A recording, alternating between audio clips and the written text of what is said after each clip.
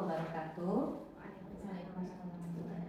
Alhamdulillah hari ini saya berkesempatan untuk melakukan percakapan pasca observasi, di mana di sini saya akan berkomunikasi dengan guru yang saya observasi dan juga ditemani oleh pengajar praktik. Pengajar praktik saya Ibu Sri Pujiastuti, dan juga nanti ada guru yang saya observasi yaitu Ustazah Vini Sapitri. Yang nanti kami akan melakukan sesi pasca percakapan pasca observasi dengan Ustazah Vini. Mata pelajarannya bahasa Inggris di kelas 10A. Nanti mohon maaf ketika sedang coaching silahkan anggap saya tidak ada. Oke, baik. Silahkan. Oke. Gimana kabarnya hari ini, Ustazah? Alhamdulillah. Alhamdulillah baik dan sehat. Terlihat ya Ustazah ya, sumringah sekali. Gimana rasanya setelah diobservasi?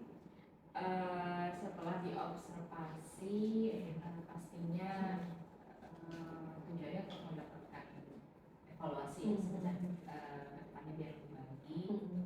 Terus juga bisa tahu apa selama ini yang sudah kita kerjakan sudah tepat sasaran atau belum. Kalau ada kesalahan bisa kita perbaiki. Kalau sudah dirasa sudah tepat, sudah baik, bisa saya tingkatkan. Itu sih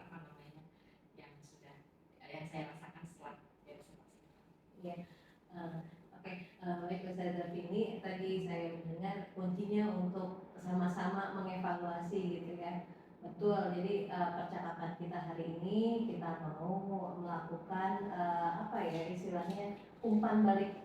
Apa saja hal-hal yang bisa ditemukan ketika Ustazah Vini melakukan pembelajaran di kelas. Jadi percakapan hari ini biasa dilakukan. Jadi nggak cuma sampai tahapan observasi, tapi Ustazah Vini nanti tahu kira-kira apa saja hal-hal yang perlu ditingkatkan, dikembangkan gitu ya. Oke. Jadi kira-kira itu Ustazah pertemuan kita hari ini untuk membicarakan hasil observasi itu. Oke, selanjutnya nih Ustazah, kalau saya boleh tahu kalau dari range 1 sampai 10, Ustazah menilai sendiri pembelajaran yang dilakukan di kelas itu di range mana nih? Di range 1 sampai 8 Oke, belum berani ke 9, 10, tapi kalau ke 8 pasti di sini. Kenapa mau di 8 Ustazah? Kalau 8 karena menurut saya sebenarnya. Jadi kalau menurut saya metode yang saya sampaikan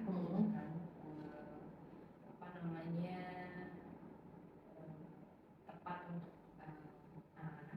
anak-anak ya. Anak-anak pun bisa mencapai tujuan pelajaran, tujuan pembelajaran, kemudian dan pastinya menyenangkan. Jadi tidak hanya semata mereka keluar dari kelas tuh belajar apa tadi ya, tapi keluar dari kelas tadi kelasnya seru ya, saya belajar bla bla bla.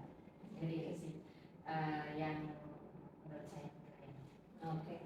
Nah, tadi kata kuncinya kalau boleh saya simpulkan ada 2 nih. Yang pertama, Ustazah sudah membuat skenario pembelajaran dengan metode yang variatif gitu ya.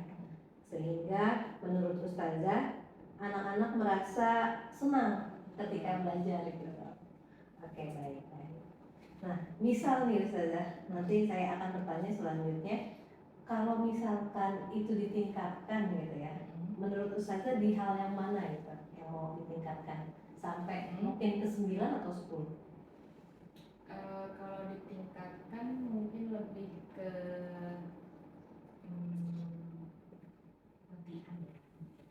latihan evaluasinya gitu, karena kemarin kan hanya sebatas yang saya pakai kan kuis menggunakan platform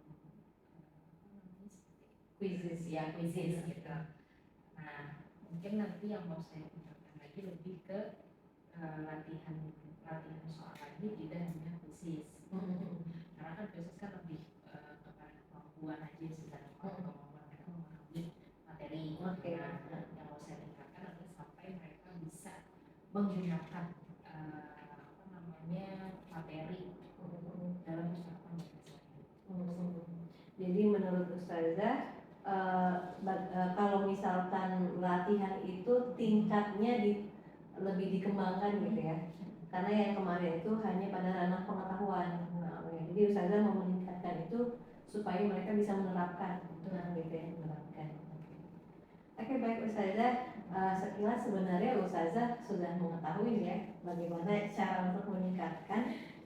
Nah sekarang saya mau apa ya, mendiskusikan hasil observasi ketika pembelajaran, di mana hasil observasi ini indikator yang saya nilai seperti apa yang sudah kita sepakati ketika pra observasi. Nah, jadi ada indikator yang pertama itu yang saya nilai adalah ketika persiapan mengajar. Ya. Yang kedua ada keterampilan membuka pembelajaran atau mukhodimah. Yang ketiga penguasaan dan penyampaian konsep pembelajaran ketika pembelajaran. Oke, baik Ustazah, saya di sini akan menjelaskan hasil observasinya gitu ya, sesuai dengan kesepakatan kita di awal pra observasi ya. Kita kan di situ ada percakapan, ada 8 kriteria, ada 8 aspek penilaian yang ingin dinilai gitu ya. Yang pertama persiapan mengajar, yang kedua keterampilan membuka pembelajaran, yang ketiga penguasaan dan penyampaian konsep, yang keempat metode pembelajaran, yang kelima etika guru, manajemen kelas dan kepedulian pada kondisi siswa, yang keenam kemampuan berkomunikasi, yang ketujuh kontrol dan manajemen waktu, yang kedelapan keterampilan menutup pembelajaran, dan yang terakhir yang 9 menunjukkan indikator pembelajaran berdiferensiasi.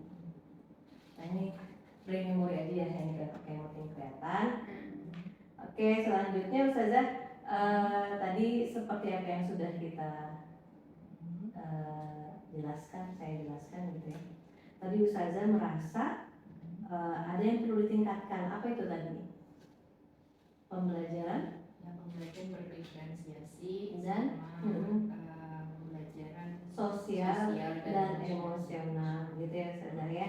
Nah ini hasil percakapan pasca observasi hari ini. Silakan Ustazah, nanti kita akan tangani gitu ya biar Ustazah tahu. Oke, silakan Ustazah. Ya. Oke.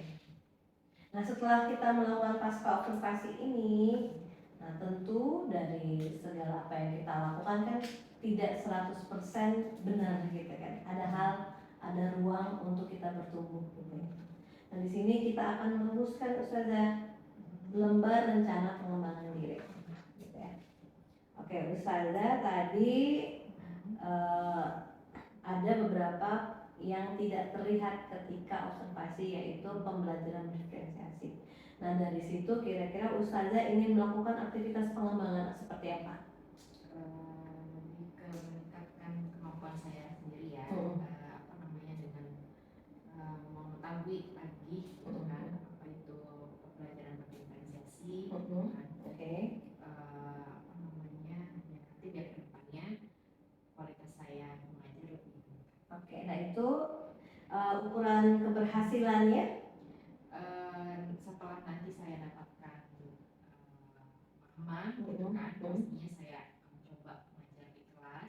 Makanya kalau anak-anak saya bisa mengikuti dan cocok dengan yang saya terapkan, gitu, ini keberhasilan saya. Oke, nah berarti Ustazah untuk memastikan aktivitas pengembangan ini terlaksana, Ustazah butuh dukungan siapa?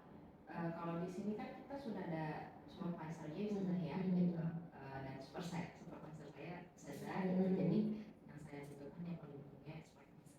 Oke. Nah untuk waktu pelaksanaannya sendiri kapan? Mungkin lebih baiknya memang karena biasa kita mengadakan training ya Ustazah, workshop gitu untuk persiapan RPP dan segala macam. Nah mungkin pembelajaran ini tepat dipelajari atau saya ikuti ketika awal pembelajaran. Oke, gitu. Jadi Ustazah tadi ada yang pertama pengajian diferensiasi. Nah itu akan dilaksanakan sebelum tahun ajaran baru gitu ya, di bulan Juni. Nah yang satu lagi tadi juga terkait tentang pembelajaran sosial dan emosional. Nah itu juga Ustazah, apakah ingin dicantumkan juga sebagai rencana pengembangan? Nah bentuknya seperti apa Ustazah? Mau seminar atau apa? Ini lebih ke studi literasi aja. Nah studi literasi ya, oke. Nah ukuran keberhasilannya?